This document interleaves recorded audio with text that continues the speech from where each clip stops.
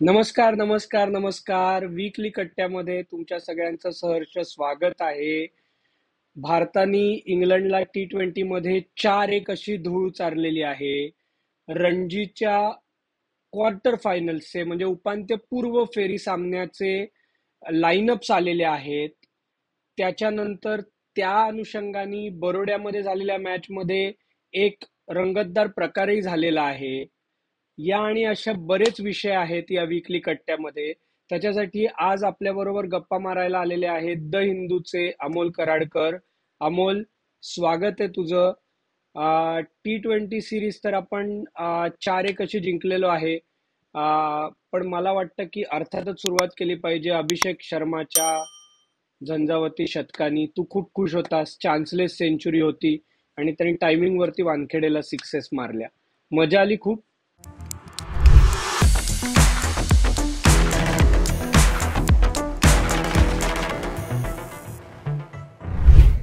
मजा आली, पण मला आश्चर्य वाटतंय की तू सुरुवात करूया विराट कोहलीच्या रणजी ट्रॉफी अपिअरन्स पेक्षा अभिषेक शर्मा म्हणलास त्याच्यामध्ये.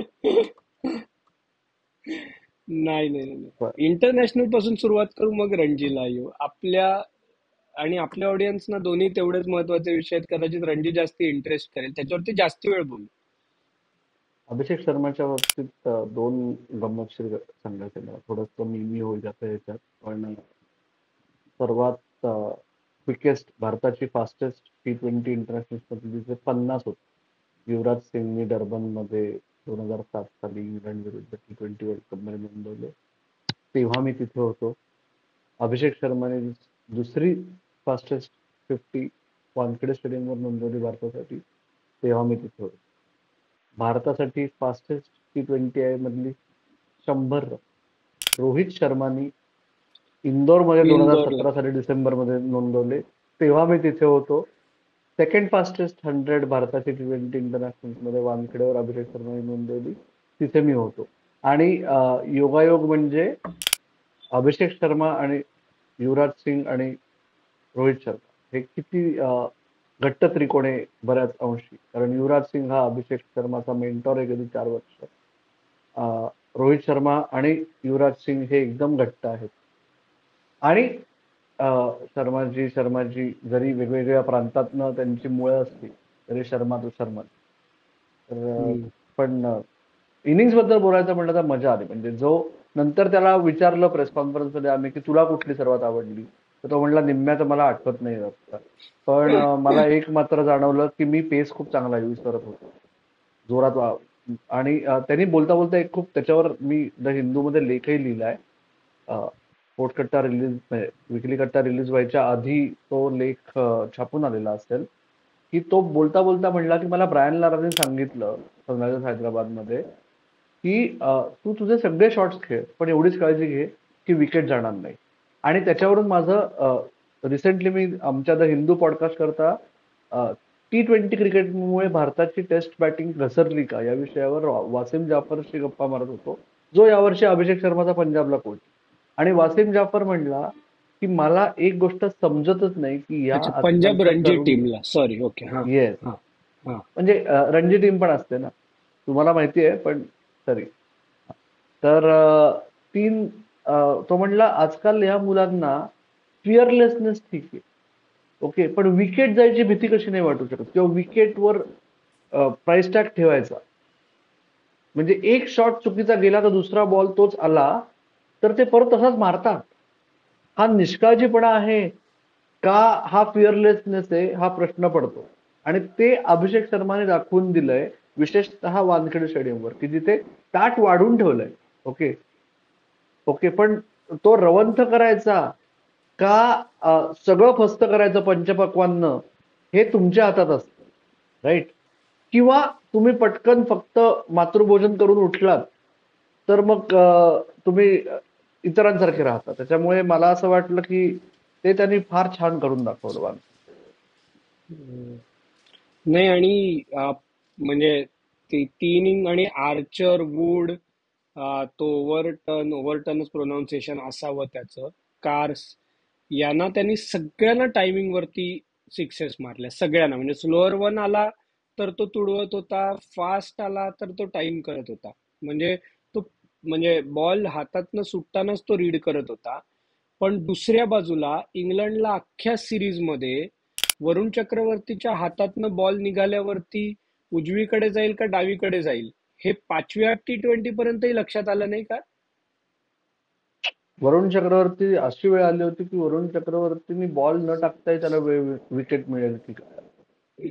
आणि त्याच्यामुळे मला आश्चर्य राहून राहून काय वाटलं माहितीये का, ती जी चौथी मॅच होती, म्हणजे आजकाल जे मी आत्ता आधीचा बोललो आणि ते इंग्लंडचं ते ग्रेट बॅट्स बॉल थिअरी आहे ना, म्हणजे एकाच पद्धतीने खेळायचं, जे भारताने पण अवलंबायला सुरुवात केली. तर त्याच्यात मजा येते का, त्याच्यात मॅच जिंकते का, यांनी काही फरक पडतो का, हा माझा पहिला प्रश्न आहे. उदाहरणार्थ त्या पुण्याच्या सिरीजमध्ये, सॉरी पुण्याच्या मॅचमध्ये, चौथी मॅच सिरीज ओपन होती आणि तुमच्याकडे वरुण चक्रवर्तीला तुम्ही 3 ओव्हर्समध्ये विकेट दिली नाहीये. तुमच्याकडे तुमचा फिनिशर क्रीजवर आहे. वरुण चक्रवर्तीचे 3 बॉल उरले. तुम्हाला झेपत नाहीये. तो बेथेल आला, त्याला आधी वरुण चक्रवर्ती मी म्हणलं तसंच होत होतं. तरीही तू जोरात मारायला जातोय. अरे 2 बॉल खेळून काढ आणि मग मॅच संपवणं. का बॉल दिसला की फक्त बाहेरच मारायचा असं असेल, किंवा जर कळत नाहीये तर तू ब्लाइंड स्पॉट करणार का, तू तो बॉल बॅकफुटवर खेळून काढायचा प्रयत्न करणार. मला काही समजतच नाही. आणि जॉस बटलरला मी तेव्हाही पुण्यात मॅच संपल्यानंतर मी प्रश्न विचारला की हा मूर्खपणा आहे का, एवढा स्पष्टपणे नाही विचारला. पण हम्म. तो म्हणला नाही, आम्ही त्याला जे आम्ही सांगितलं होतं तेच त्यांनी केलं आणि आम्हाला असंच करायचं. तर काही जरा तरी आम्ही आमचीच ट्याव करणार तर मग सिरीजच्या रिझल्टची कोणाला पडली. नाही पण मी तुला सांगू का, जे पुण्याला झालं ते दुसऱ्या बाजूचं मला वैयक्तिक आवडलं नाही. म्हणजे भारताकडे, म्हणजे मी हे त्या कंकशन सबस्टिट्यूट बद्दल बोलतोय. शिवम दुबेच्या जागी जवागल श्रीनाथ या मॅच रेफरीनी हर्षित राणाला कंकशन सबस्टिट्यूट म्हणून अलाउ केलं.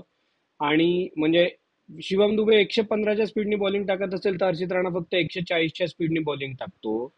आणि रमनदीप सिंग होता जो लाईक फॉर लाईक रिप्लेसमेंट होता, त्याला तुम्ही खेळवलं नाहीत.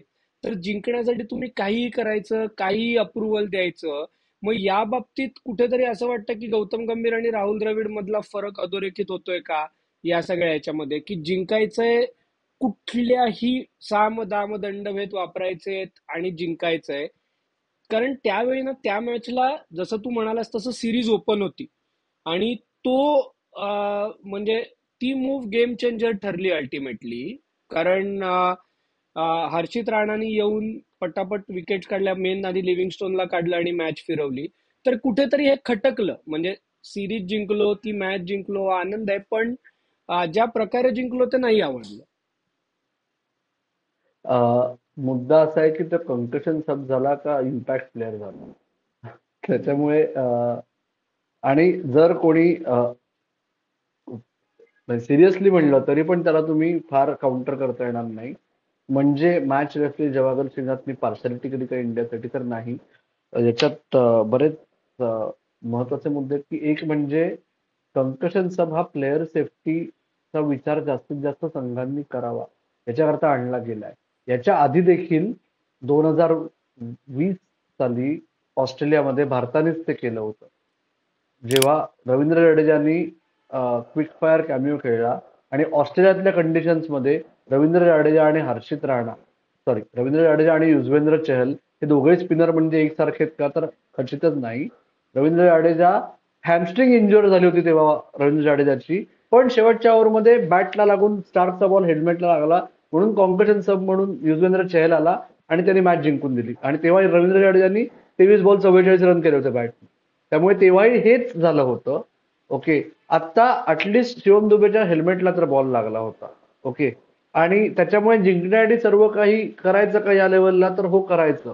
हा मिसयूज आहे का, तर ते डिबेटेबल आहे. कारण ते नियमांमध्ये भारतीय संघाने नियमाच्या बाहेर काहीही केलेलं नाही. हा 100% मिसयूज आहे. आपण जस्टिफाय काहीही हा करू शकतो. मी तुला तेच म्हणतोय, हा मिसयूज आहे का हे एक्सप्लॉयटेशन आहे रूलचं. ओके. कारण मिसयूज असेल ना तर तो भारताने नाही केला, तो भारताला करायची परवानगी दिली. त्याच्यामुळे पुढचा मुद्दा माझा तोच आहे की मॅच रेफरीजना कदाचित ही वेळ आली आहे की हे सांगायचं, जेव्हा हे एवढं ऑब्विस आहे. ती ऑन पेपर तुम्ही बघितलं ना, pace bowling allrounder for pace bowling allrounder. Shivam दुबेच्या 2 फर्स्ट क्लास हंड्रेड्स आहेत, हर्षित राणाची 1 फर्स्ट क्लास हंड्रेड. ओके. पण प्रॅक्टिकली आपल्याला माहिती आहे, जे तू म्हणलास दोघांच्या बॉलिंग स्पीड मधला फरक. आणि शिवम दुबेनी त्या सामन्याच्या आधी 12 महिन्यात भारतासाठी खेळताना केलेली गोलंदाजी. त्याच्यामुळे एका संघाला जर जास्त ऍडव्हान्टेज मिळत असेल त्या कॉम्पिटिशननी, तर मॅच रेफरीजना हे सांगायला पाहिजे की तुम्ही प्रोएक्टिव्हली कॉन्कशन सब कराच, पण ह्याच्याऐवजी याचा विचार करा, असं सांगायची वेळ आली. आता ते स्पष्टपणे मॅच रेफरीने सांगितलं गेलेलं नाहीये की तुम्ही याच्याऐवजी तो, हा मी अप्रूव्ह करतो किंवा तो घ्या, हे सांगितल्याशिवाय कुठला मॅच रेफरी करणार नाही. म्हणजे मला तो पटला नाही, पण ठीक आहे. म्हणजे होपफुली पुढच्या काळात त्याच्यामध्ये आयसीसी कडनं काही बदल होतील आणि अ, अजून त्याचं स्पष्टीकरण आणि क्लॅरिटी येऊन पुढे निर्णय होतील. तुला या T20 सिरीज बद्दल काही बोलायचं आहे किंवा पुढे होणाऱ्या वन डे सिरीज बद्दल काही बोलायचं आहे? नाहीतर मग आपण रणजीकडे येऊया. ती वन डे सिरीज, मला असं वाटतंय की वन डे सिरीज मध्ये एकच मुद्दा आहे, जो पुढच्या 10 दिवसात आपण 3 एपिसोड करू शकू कदाचित त्याच्यावर, की बुमरा जॉईन होणार का, बुमरा कधी जॉईन होणार, बुमरा खेळणार का, आणि त्याहून महत्वाचं मोहम्मद शामीचं काय. तर मोहम्मद शामीचं काय, हे मोहम्मद शामी पहिली वन डे खेळल्यानंतर समजेल आपल्याला. बुमराच्या बाबतीत आत्ता कधी, हो का, किंवा ते 5W आणि H जे आमच्या पत्रकारितेचे 6 मुख्य स्तंभ आहेत ना, ते आत्ता बुमराच्या बाबतीत काय आहे. आता रणजीवरती येऊया. कारण रणजीची ही शेवटची राऊंड होती आणि त्याच्यानंतर आता उपांत्यपूर्व फेरीच्या मॅचेस नक्की झालेल्या आहेत. त्याच्यामध्ये एक गंमतदार असं होतं, मी मुंबईच्या साईडनी इक्वेशन असं होतं की बरोडा आणि जम्मू काश्मीरची मॅच बरोड्याला होत होती. त्याच्यामध्ये मुंबईला एकच निकाल नको होता, ते म्हणजे बरोड्याने पहिल्या डावाच्या आघाडीवरती मॅच जिंकणं. बाकी कुठलाही निकाल लागला असता तरी मुंबई आत होती, जर का त्यांनी मेघालयाला एका इनिंगनी हरवलं असतं तर. मेघालयाची टीम ही म्हणजे रणजीमध्ये खेळतीये, पण मुंबईला त्यांना एका इनिंगनी हरवणं ही फॉर्मॅलिटी होती. त्याच्यामुळे तो निर्णय आधीच जवळजवळ नक्की होता की मुंबई डावाने जिंकणार आहे. त्याच्यामुळे सगळं लक्ष बरोड्यामधल्या मॅचकडे होतं. आणि अमोल, त्या मॅचला काय डॅम्बिसपणा झाला ते तू सांगच, पण मला त्याच्या आधी सांगायचं आहे की जम्मू काश्मीरनी मुंबई, बरोडा, असा महाराष्ट्र या ग्रुपमधनं जम्मू काश्मीरनी ग्रुप टॉप केलेला आहे. आणि अव्वल क्रमांकावरती असलेल्या मुंबईला, म्हणजे नंबर 2 ला असलेल्या मुंबईला आणि नंबर 1 ला असलेल्या बरोड्याला शेवटच्या 2 साखळी सामन्यांमध्ये आउटराईट हरवून जम्मू काश्मीरनी क्वालिफाय केलेलं आहे क्वार्टर फायनलसाठी, जी आता क्वार्टर फायनल पुण्याला होणार आहे केरळ विरुद्ध. पण अमोल, त्याच्या आधी मला बॅकग्राऊंड सांग आम्हाला की बरोडा आणि जम्मू काश्मीर मॅच मध्ये बरोड्याला काय झालं. डांबिसपणा झाला असं तू विधान केलं. डांबिसपणा झाला असा आरोप जम्मू आणि काश्मीरने केला. बरं, तिसऱ्या दिवशी आरोप. सकाळी जेव्हा, आरोप, हा, हा, तू जरा विस्ताराने सांग ना, लोक एवढं फॉलो नाही करत ना रणजी, सांग ना जम्मू जरा. काश्मीर जम्मू काश्मीर मॅच मध्ये खूप पुढे होते.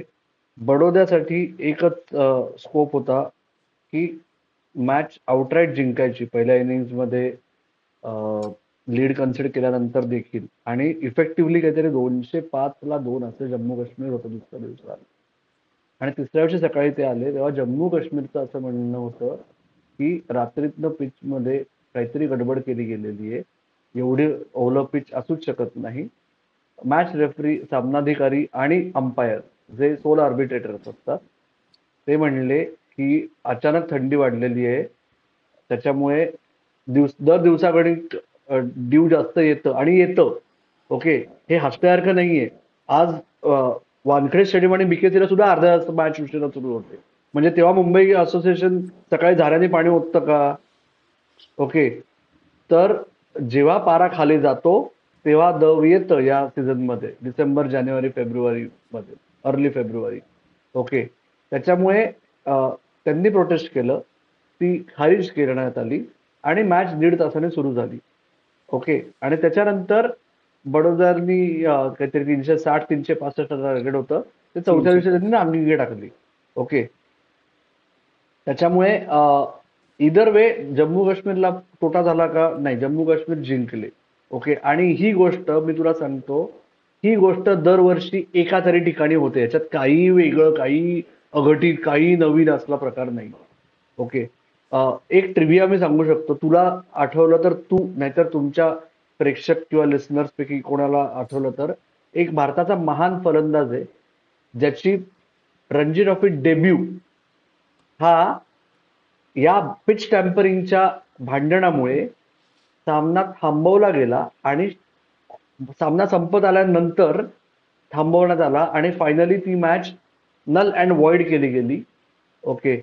तो भारताचा महान खेळाडू कुठला आणि त्या दोन संघांची नावं जर सांगितली तर वा वा असं देईल. वा वा असं देशील का? बघूया कोण सांगतोय, बघूया आपण. पण या रणजीला म्हणजे मी जस्ट फक्त आधी सांगतो की यावेळी रणजीच्या पहिल्या 5 राऊंड आधी खेळवल्या गेल्या आणि नंतर मग सय्यद मुश्ताक अली आणि विजय हजारे झाली आणि शेवटच्या 2 राऊंड आत्ता खेळवल्या गेल्या. त्याच्यामुळे काही काही जणांना असं वाटू शकतं की अरे मध्ये ब्रेक कसा होता, किंवा बाबा 2च मॅच नंतर क्वार्टर फायनलची लाईनअप कशी आली. पण ती याच्यामुळे आली की मध्ये त्यांनी ब्रेक घेऊन हे केलं आणि ते फास्ट बॉलर्सना सूट झालं यावेळी, कारण त्यांना ब्रेक मिळाला. आणि यावेळी प्रत्येक मॅचच्या मध्ये अंतर सुद्धा जास्ती दिवसांचं ठेवलं गेलंय. त्याच्यामुळे फास्ट बॉलर्सना रिकव्हर होऊन सातत्याने मॅचेस खेळायला त्याचा फायदा होतोय. आणि जम्मू काश्मीर आणि केरळ यांची मॅच पुण्याला होणार आहे. बाकी सगळ्या मॅचेस ज्या आहेत, मुंबई विरुद्ध हरियाणा आहे, विदर्भ विरुद्ध सौराष्ट्र आहे मला वाटतं, आणि तमिळनाडू विरुद्ध विदर्भ, तामिळनाडू विरुद्ध विदर्भ आणि आणि सौराष्ट्र विरुद्ध सौराष्ट्र विरुद्ध गुजरात. सौराष्ट्र विरुद्ध गुजरात. बाकी सगळ्या मॅचेस होम अवे बेसिस पैकी कुठल्या तरी एका टीमच्या घरच्या मैदानावरती होणार आहेत. तर का बरं बाबा जम्मू काश्मीर आणि केरळची मॅच पुण्याला होतीये? तिथे बर्फ होतं, तिथे बर्फ असतं यावेळेस, तिथे थंडी खूप असते, त्यामुळे सामन्याचा निकाल लागेलच याची खात्री नव्हती. म्हणून जम्मू काश्मीर असोसिएशननीच बीसीसीआयला विनंती केली की दुसरीकडे खेळवायची का, शक्यतो रेड सॉइल, कारण काय ते मुंबईच्या विरुद्ध आणि बडोदा विरुद्ध रेड सॉइल पिचवर खेळले. त्याच्यामुळे जम्मू काश्मीरने सांगितलं होतं जमलं तर बघा मुंबई किंवा अहमदाबादमध्ये खेळवा. तर दोन्ही व्हेन्यूज अवेलेबल नाही आहेत आता, कारण काय अहमदाबादमध्ये वन डे मॅच आहे 12 तारखेला, भारताच्या सीझनची शेवटची मॅच योगायोगाने अहमदाबादमध्ये. आणि मुंबईमध्ये आता WPL CCI ला आहे, ब्रॉडबॉर्न स्टेडियमला आहे. हो. पण वानखेडे स्टेडियम IPLच्या तयारीसाठी आता वानखेडे स्टेडियम सज्ज आहे. क्वार्टर फायनल वगैरे काही नाहीये मुंबईचे तिकडे. ते परत मागच्या वेळेसारखं जर फायनलला मुंबई पोहोचली आणि जर ती वानखेडे स्टेडियमवर असेल, ते अजून नक्की नाहीये. कोणाशी असेल तेव्हा त्यावर अवलंबून असेल ते. तेव्हा तो प्रश्न उद्भवेल. पण त्याच्यामुळे मग बीसीसीआयने सांगितलं पुण्यात खेळू शकतो, म्हणून ती पुण्यात. नाही, पण माझी जेन्युअनली इच्छा आहे की जम्मू काश्मीरची सगळी टीम यावेळी चांगली खेळतीये. म्हणजे त्यांनी मुंबई विरुद्ध फास्ट बॉलिंग अटॅक समोर चांगली बॅटिंग केली, बरोड्या विरुद्ध स्पिन बॉलिंग अटॅक समोर चांगली बॉलिंग केली, आणि मुंबई आणि बरोड्याच्या मॅच मध्ये माझं जर का बघणं बरोबर असेल तर त्यांनी पिच नुसार जवळजवळ 3 बदल केले होते संघामध्ये. म्हणजे ते म्हणजे त्यांच्या टीम मध्ये तेवढी डेप्थ आहे की ते ऍज पर दी कंडिशन्स टीम चेंज करून ते बरोड्या विरुद्ध खेळले आणि तिकडेही आउटराईट जिंकलेत. त्याच्यामुळे म्हणजे मी अमोलशी बोलताना परवा म्हटलं की जर का ते एवढे चांगले खेळत असतील आणि त्यांना मोमेंटम असेल तर त्यांनी जावं पुढे. तर ते आता आपल्याला कळेलच. केरळ विरुद्ध त्यांची मॅच आहे पुण्याला. आपले पुण्याचे बरेच प्रेक्षक आहेत, त्यांना चांगली मॅच बघायला मिळू शकते जर का ते गहुंजेला गेले ती मॅच बघायला तर. पण अमोल, तुझं या लास्ट राऊंड मधनं किंवा आतापर्यंतच्या याच्यातनं काय टेकअवे, कोण पुढे जाऊ शकलं नाही याचं तुला आश्चर्य वाटलं? कोणीच नाही, बडोदाच. कारण काय बडोदा 5व्या राऊंड पर्यंत नंबर 1 ला हँड्स होती. डाऊन रनअवे टीम होती. आणि दुसरं हे कर्नाटका गेल्या 9 सीझन मध्ये पहिल्यांदा क्वालिफाय झालेलं. आणि कर्नाटका यावर्षी एकमेव संघ असा आहे की जो एकही सामना आउटराईट हारला नाही आणि पोचलेला नाहीये नॉकआउट. त्याच्यामुळे तो फारच टाईट ग्रुप होता, पण त्यांचा बॅड लक खराब, त्याच्यामुळे ते नाही पोचले आणि त्याला सर्वस्वी ते जबाबदार आहेत. पण एकंदरीतच आणि अजून एक गंमत म्हणजे विदर्भाने 7 पैकी 6 आउटराईट मॅच. मी विदर्भावरतीच येणार होतो. विदर्भ गेल्या 9 सीझन मध्ये कितव्यांदा क्वालिफाय झाले? 9व्यांदा का 7व्यांदा तरी असतीलच. ते बघायला नाही, लागेल, पण ते 13-14 मध्ये खूपच क्वालिफाय झाले ते. सातत्यपूर्ण. त्याच्यानंतर 18-19 मध्ये क्वालिफाय झाले. 18-19, 19-20. त्याच्यानंतर प्री कोविड सीझन शेवटचा ते नव्हते क्वालिफाय झाले. कोविड नंतर नव्हते झाले मागच्या. गेल्या 6 वर्षात 4 वेळा नक्की क्वालिफाय झाले. कारण ते खूप सातत्याने करतात. म्हणजे विजय हजारेला पण फायनलला पोचले. म्हणजे overall performance wise Vidarbha cricket आणि विदर्भाच्या मुलांचा सातत्याने चांगला होतं. आणि ते ही मॅच पण त्यांनी मागून काढली हा, परत. आणि भरपूर लीड होता हैदराबादला. पहिल्या इनिंग मध्ये मोठा लीड होता. आणि म्हणजे जस्ट तू चेक करत असशील तर करुण नायर आणि म्हणजे करुण नायरची सेंचुरी होत झाली आणि अथर्व तायडेने 93 काढल्या सेकंड इनिंग मध्ये. आणि आउट ऑफ नोवेअर मॅच निघाली. 220चं टार्गेट दिलं त्यांनी हैदराबादला चौथ्या इनिंग मध्ये, जेव्हा ते जवळजवळ 130-140 रन तरी कमीत कमी पहिल्या इनिंगचा लीड कन्सिडर झाला होता. Yes. विदर्भचं वावा आहेच ते. आणि याच्यात मी तुम्हाला पुन्हा एकदा सांगतो, रणजी ट्रॉफी माझा जिव्हाळ्याचा विषय आहे आणि विशेषतः गेल्या दशकभरात मी सांगतो, जेव्हापासून ते मुंबई चे स्टॉलवर्ड्सचा प्रेझेन्स रणजी ट्रॉफीच्या ड्रेसिंग रूम मध्ये कमी कमी होत गेला, तेव्हापासून जे आपण बघतोय ना, त्याच्यात एक महत्वाची गोष्ट मी सांगतो तुम्हाला, की अल्टिमेटली तुमच्याकडे स्टार प्रेझेन्स काही असो, जो संघ संघ भावनेने खेळतो तो संघच रणजी ट्रॉफी जिंकतो. आणि यावर्षी जबाबदारीने विधान करतोय.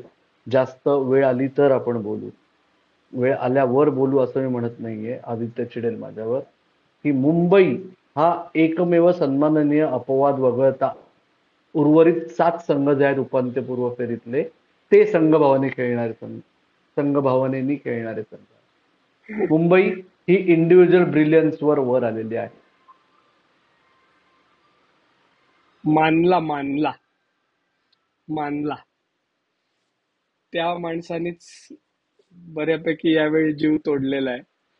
तर Yes. ठाकूर साहेबांनी यावेळी जीव तोडून म्हणजे ओतलेलं आहे त्यांनी. कारण कदाचित IPL ला विश्रांती मिळणार आहे, त्याच्यामुळे आता सगळं जे आहे ते देऊया असं दिसतंय. पण मी तेच पण सांगतोय, IPL ला विश्रांती मिळणारे कदाचित तू म्हणलास त्यामुळे ठीक आहे. पण हम्म, आता असं हम्म. आहे की एक इंजुरी झाली आणि तर तो किंवा आत घडवून आणली तर. आणि तो आत हो हो हो, प्रश्नच नाही. Yes, yes, yes. आणि म्हणजे मुंबईची टीम आली आहे का अजून, का नाही आली? आली ना. आली. सूर्यकुमार यादव आणि शिवम दुबे संघात आलेले आहेत. आलेत का? 18. मला तेच विचारायचं होतं, किती जणांची टीम आहे? 18. ओके. इंटरेस्टिंग आहे. आणि ती मॅच आहे मुंबईची हरियाणा विरुद्ध. त्याचं आता प्रोनाऊन्सिएशन तू सांग. लाहली. लाली. लाली. लाहली. लाहली. लाहलीला मॅच आहे, जिकडे जर का ज्या टीमची पहिली बॅटिंग येईल त्यालाच खूप चॅलेंजिंग कंडिशन्स असणार आहेत आणि मजा येईल. तर बघूया काय होतंय ते. अमोल, बाकी काही बोलायचं आहे?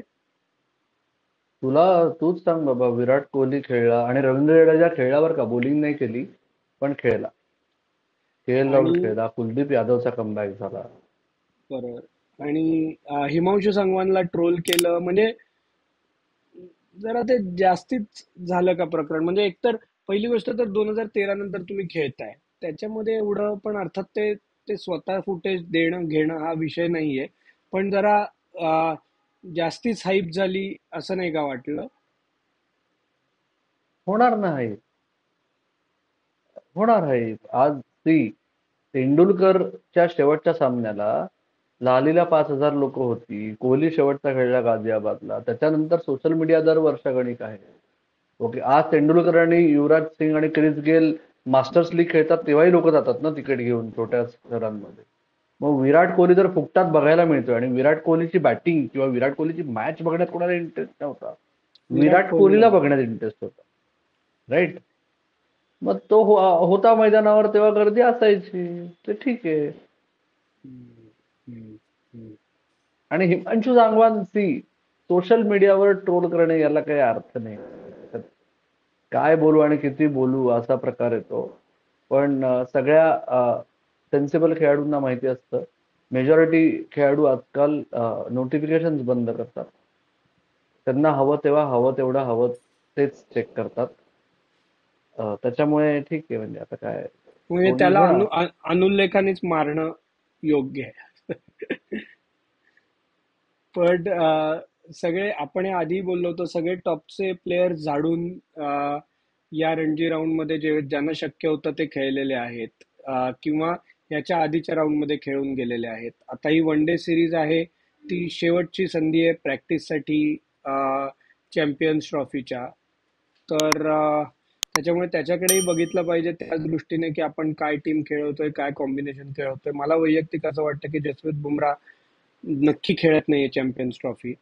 आणि आपल्याला ज्या आहेत त्या रिसोर्सेस मध्येच जर का शक्य झालं तर चांगली कामगिरी करून दाखवायची.